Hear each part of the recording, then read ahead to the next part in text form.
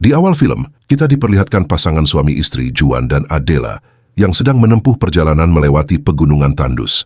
Mereka meninggalkan tanah kelahirannya, Meksiko, dengan cara menyeberang lewat terowongan ilegal bersama rombongan imigran lain. Keputusan itu mereka ambil karena Meksiko saat itu sedang dilanda konflik besar antara militer dan kartel narkoba. Demi kehidupan yang lebih baik, Juan dan Adela akhirnya memilih menuju Amerika.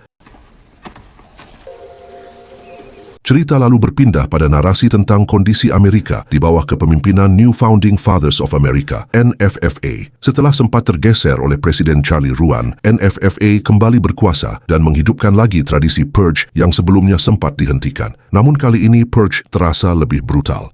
Gelombang imigran gelap dari Meksiko, meningkatnya aksi ekstremisme, rasisme, hingga konflik agama membuat keadaan semakin panas. Bahkan, benih-benih revolusi mulai bermunculan di tengah era purge baru tersebut. 10 bulan kemudian, Juan sudah bekerja di peternakan milik seorang tuan tanah kaya bernama Caleb Tucker di Texas. Kemampuan Juan dalam mengurus kuda membuat Caleb sangat mempercayainya. Suatu pagi, seekor kuda liar berhasil dijinakkan Juan dengan mudah, membuat semua orang yang menyaksikannya terkesan. Sementara itu, Adela bekerja di sebuah pabrik pengalengan daging. Berkat ketekunan dan kerja kerasnya, Adela berhasil mendapatkan posisi yang cukup baik meski baru bekerja kurang dari setahun. Di sisi lain, seorang kepala suku Indian bernama Xavier muncul dalam siaran televisi. Xavier memperingatkan bahwa tradisi purge hanya akan membawa malapetaka karena kondisi Amerika sudah jauh lebih kacau dibanding masa purge sebelumnya. Keluarga Tucker pun diperlihatkan sedang menikmati makan malam bersama tetangga mereka yang juga sesama pemilik peternakan besar. Dalam percakapan itu, Anna, istri Caleb, melihat Cassidy, istri Dylan yang tengah hamil. Anna menyarankan Dylan untuk mencari pengasuh tambahan, bahkan merekomendasikan seorang babysitter keturunan Indian Meksiko. Tapi Dylan, yang sejak awal tidak menyukai kaum imigran, langsung menolak dengan tegas. Keesokan harinya, Adela melihat anggota NFFA menyiapkan senjata untuk malam purge. Di tempat lain, Juan mendapat perlakuan rasis dan intimidasi dari Dylan, putra Caleb. Meski begitu, Juan memilih untuk tidak menanggapi. Setelah jam kerja berakhir, Caleb membagikan gaji dan memberi bonus khusus purge kepada semua pekerjanya, termasuk Juan, Titi, dan Kirk. Di kesempatan itu, Juan sempat mengungkapkan kegelisahannya tentang sikap Dylan yang terlihat begitu membenci imigran. Caleb yang mendengar hal itu merasa tidak enak dan meminta maaf. Caleb mengakui bahwa mungkin Dylan bersikap begitu karena didikan darinya yang terlalu menekankan kebanggaan sebagai warga Amerika. Tapi Caleb menegaskan bahwa sebenarnya Dylan berhati baik dan suka menolong siapapun tanpa memandang ras atau warna kulit. Sayangnya Kirk justru memprovokasi Titi dan Juan dengan mengatakan bahwa keluarga Tucker hanya memperbudak mereka. Menjelang sore, suasana semakin mencekam. Pemerintah mengumumkan peringatan agar semua orang tetap berada di rumah selama 12 jam ke depan saat purge berlangsung. Sementara itu, Juan dan Adela bersiap berangkat bersama para imigran lain menuju tempat perlindungan yang dipimpin oleh Tete, sosok yang mereka percaya bisa menjaga keselamatan mereka selama malam purge berlangsung. Di sisi lain, keluarga Tucker juga sudah bersiap. Mereka memastikan semua pintu rumah terkunci rapat sebelum malam mengerikan itu dimulai. Setelah menempuh perjalanan penuh ketegangan, Juan dan Adela akhirnya sampai di lokasi penampungan. Tempat itu dipenuhi oleh para imigran Meksiko sama seperti mereka. Tak lama kemudian, sirin purge berbunyi. Itu menjadi tanda dimulainya 12 jam penuh di mana semua tindakan kriminal dilegalkan dan semua aparat hukum maupun fasilitas kesehatan berhenti beroperasi. Di tengah situasi mencekam itu, Adela sempat bercerita pada Juan. Adela mengatakan bahwa meski tradisi purge terasa aneh dan menakutkan, Adela justru merasa nyaman tinggal di Amerika. Adela bahkan mulai berniat untuk menetap di negara itu secara permanen. Sementara itu, di rumah keluarga Tucker, suasana awalnya tenang. Namun Dylan sempat mendengar suara mencurigakan, seolah ada seseorang yang mencoba masuk. Dylan langsung memeriksa, tetapi ternyata hanya suara mesin genset yang lupa dimatikan. Tak lama kemudian, istrinya datang untuk menemaninya. Di luar, kerusuhan semakin menjadi-jadi. Dari kejauhan, Adela melihat sekelompok purgers lewat dekat penampungan. Matanya terbelalak ketika melihat para imigran disiksa di dalam truk. Adela hampir saja turun tangan untuk menolong, tapi seorang penjaga menahannya. Penjaga itu tahu tindakan itu bisa membahayakan semua orang di dalam penampungan. Akhirnya, 12 jam pun berlalu. Sirine berbunyi kembali, menandakan purge berakhir. Juan dan Adela merasa lega bisa melewati malam pertama mereka di Amerika dengan selamat. Di sisi lain, Dylan segera pergi mengecek kondisi peternakan keluarga mereka. Hari itu seharusnya masih diliburkan karena pemerintah menetapkannya sebagai hari nasional untuk membersihkan sisa-sisa purge, mayat, dan darah yang berserakan di jalan. Tapi berbeda dengan kebanyakan orang, Juan dan Adela memilih langsung kembali bekerja. Dalam perjalanan menuju tempat kerja bersama Tete, Juan merasa ngeri melihat begitu banyak mayat bergelimpangan di jalan. Adela pun tak kalah terkejut saat melihat noda darah di mana-mana.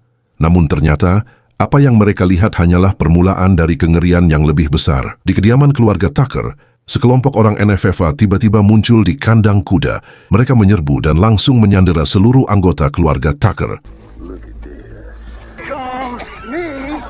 Sementara itu, di pabrik tempat Adela bekerja, Adela sedang memeriksa area belakang ketika mendapati sebuah kandang kambing yang terlihat mencurigakan. Saat mencoba membukanya, Adela malah terjebak dalam perangkap dan nyaris menjadi korban.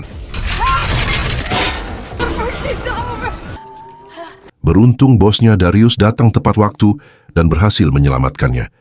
Namun keadaan semakin runyam. Setelah mereka berdua berhasil melawan dan melumpuhkan anggota NFFA, justru polisi yang datang.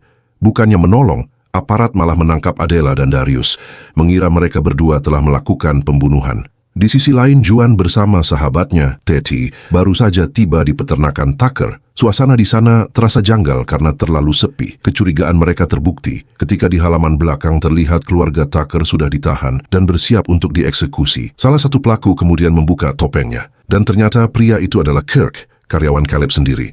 Kirk meluapkan rasa bencinya. Kirk mengaku muak hidup miskin dan iri kepada para orang kaya yang justru mempekerjakan imigran. Kirk juga menyatakan bahwa mulai saat itu, tradisi purge tidak akan pernah berhenti, akan berlangsung selamanya demi revolusi Amerika. Caleb tak tinggal diam. Caleb melawan dengan kata-kata, menyebut Kirk sebagai pengecut yang selamanya akan hidup miskin karena hanya menjadi boneka NFFA. Ucapan itu justru memancing Kirk marah besar, dan tanpa ragu, Kirk menembak Caleb hingga tewas di depan keluarganya. Untungnya Juan dan Titi datang tepat waktu. Baku tembak pun pecah. Juan berhasil melumpuhkan Kirk, namun kelompok Kirk memanggil bala bantuan. Jumlah mereka terlalu banyak, memaksa Juan, Titi, dan keluarga Tucker yang tersisa melarikan diri dengan truk besar milik keluarga tersebut. Sementara itu, di kota, Adela dan Darius masih ditahan di dalam mobil polisi bersama dua anggota NFFA yang jelas-jelas psikopat. Mobil itu tampaknya hendak dibawa ke kantor polisi Texas terdekat. Adela pun sempat menelepon Juan, memohon agar Juan segera datang menolong. Tak lama, rombongan Juan terjebak di jalan buntu. Karena kantor polisi tidak jauh dari lokasi itu, Dylan meminta Juan dan Titi untuk menjemput Adela dengan berjalan kaki. Adiknya Harper bersikeras ikut, meski awalnya dilarang. Dylan akhirnya tetap tinggal di truk, menjaga istrinya Cassidy yang sedang hamil. Namun ketenangan mereka tidak bertahan lama. Dua anggota NFFA tiba-tiba mendekati truk. Dylan dipaksa berhadapan langsung dengan mereka, tapi ia berhasil menumbangkan keduanya. Sementara itu, kondisi di Port West semakin kacau.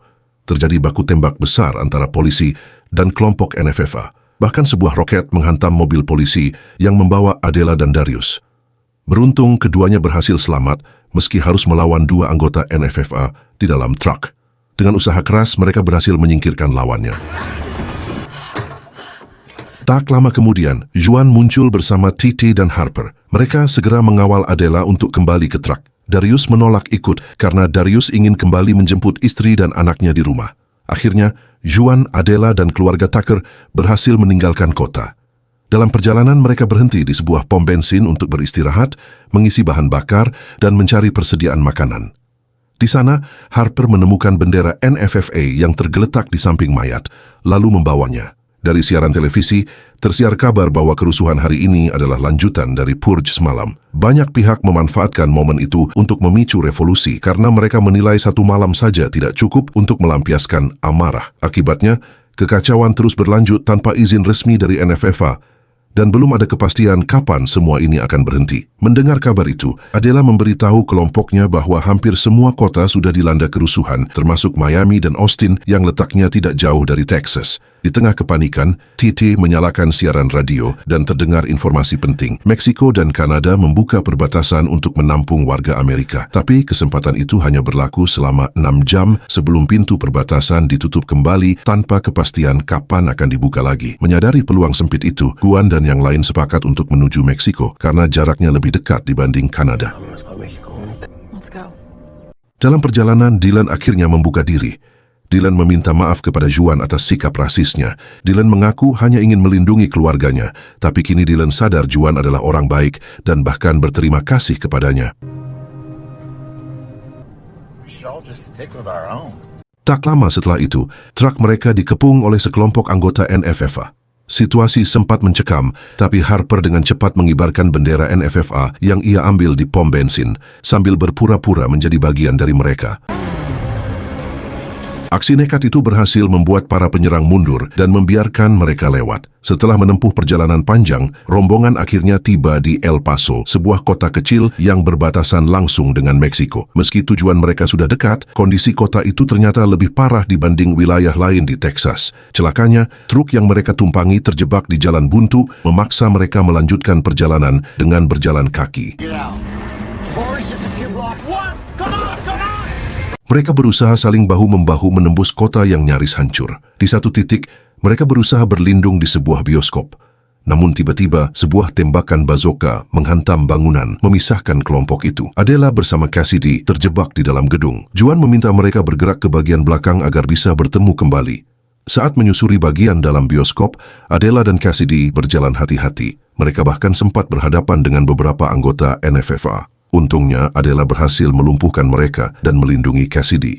Sayangnya, ketika sampai di bagian belakang, Adela tidak menemukan Juan dan yang lainnya. Meski terpisah, baik Adela maupun Juan melihat simbol bunga mawar, tanda khas yang sering digunakan oleh para imigran Meksiko untuk menunjukkan arah ke tempat aman. Mereka pun yakin harus mengikuti tanda itu. Namun perjalanan Juan bersama Dylan, TT, dan Harper tidak berjalan mulus. Mereka dihadang sekelompok ekstremis kulit putih. Pemimpin kelompok itu, Hardin, memaksa Dylan dan Harper karena sesama kulit putih untuk membunuh Juan dan Titi.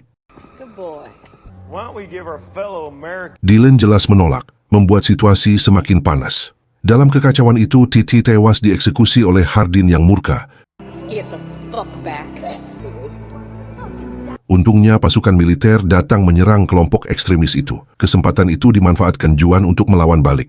Pertarungan sengit pun terjadi hingga akhirnya Hardin berhasil mereka kalahkan. Namun kematian Hardin membuat putranya, Stan, dipenuhi amarah dan bersumpah untuk membalas dendam. Sementara itu, Adela dan Cassidy terus mengikuti simbol mawar yang akhirnya membawa mereka ke markas para imigran Meksiko. Di sanalah mereka kembali dipertemukan dengan Juan, Dylan, dan Harper.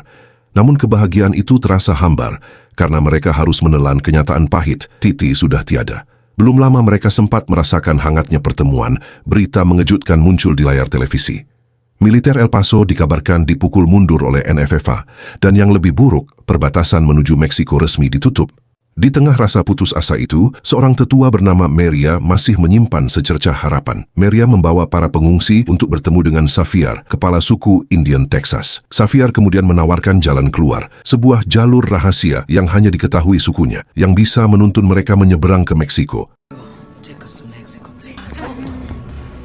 Sementara itu di sisi lain, Stan yang dipenuhi amarah karena kehilangan Hardin, mendengar kabar bahwa Juan sedang bergerak menuju perbatasan. Tanpa menunggu lama, Stan segera mengumpulkan pasukannya untuk mengejar Juan demi melampiaskan dendamnya. Dalam perjalanan menuju perbatasan, Juan sempat bertanya pada Xavier bagaimana mungkin mereka bisa membawa semua orang menyeberang jika perbatasan sudah ditutup. Xavier menjawab dengan tenang, mengatakan bahwa dirinya dan suku yang sudah lama tinggal di kawasan itu tahu persis jalur tersembunyi yang bisa mereka gunakan. Namun, sebelum mereka sempat melewati jalur tersebut, kelompok Stan berhasil mengejar.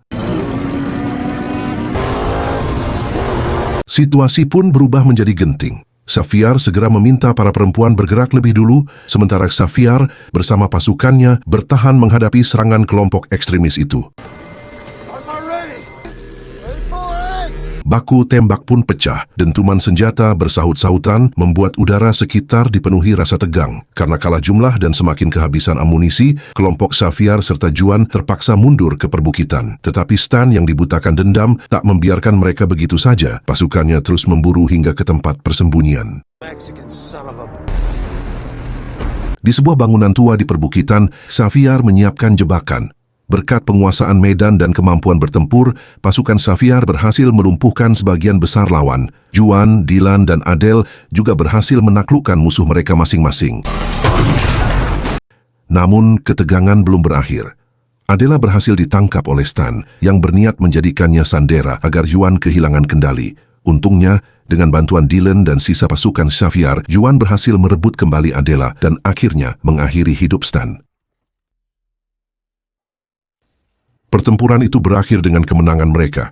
Setelahnya, mereka bergegas menyusul rombongan lain dan akhirnya berhasil menyeberang ke Meksiko. Di tanah baru itu, Dylan segera mencari istrinya. Dylan mendapati sang istri sudah melahirkan seorang bayi perempuan. Air mata haru mengalir, Dylan dan keluarganya pun berterima kasih kepada Juan dan Adela atas segala pengorbanan mereka. Namun meski mereka telah selamat, kisah di tanah asal masih jauh dari usai. Revolusi rakyat berhasil menggulingkan NFFA, tapi yang tersisa hanyalah perang brutal antara kelompok ekstremis dan warga sipil. Tak seorang pun tahu kapan perang saudara itu akan berakhir.